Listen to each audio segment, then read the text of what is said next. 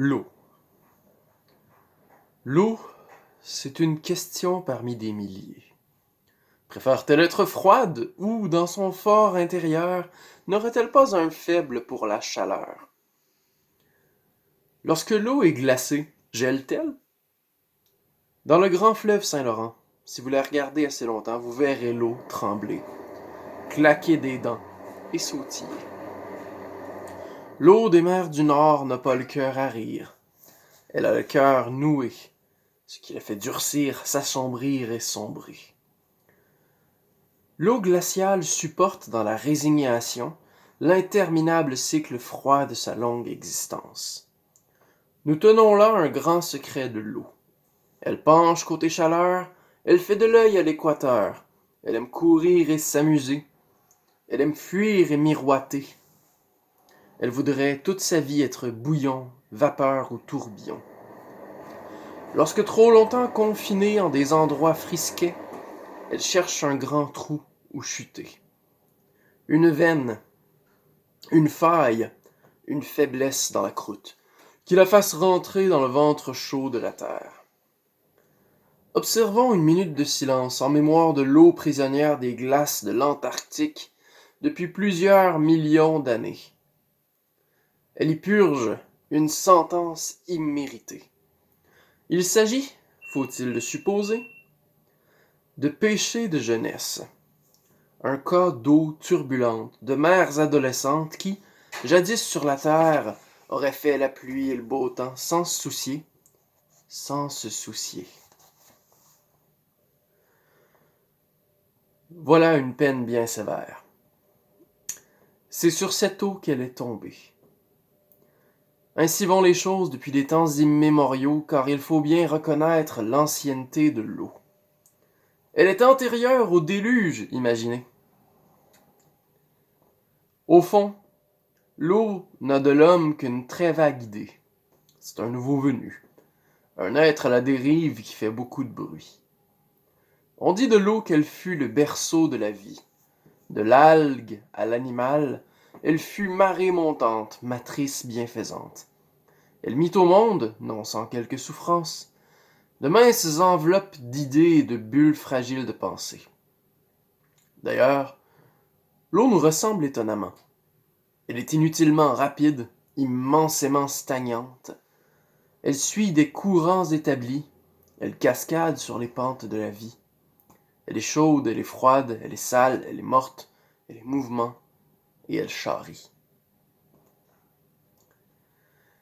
Si l'eau fuit tant, c'est que l'eau cherche.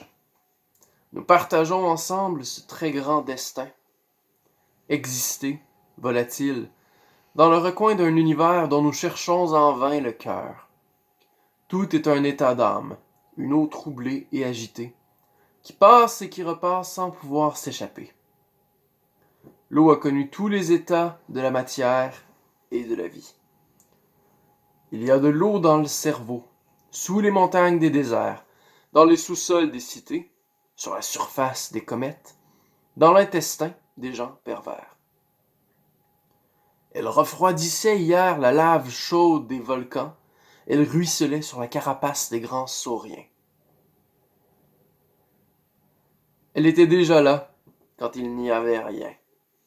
Il y eut, et alors nous parlons de temps très anciens, une première vague qui s'est une première fois brisée sur un premier rivage. Un bien vieux bruit que celui-là, le bruit de l'eau qui se frotte à la pierre. J'aime les gens qui aiment la mer, même si moi je n'aime pas l'envisager. Je la vois trop ancienne, trop profonde, trop primordiale et trop considérable pour être à la mesure de la pauvre âme humaine. Laissons là cette immense que nul ne peut séduire.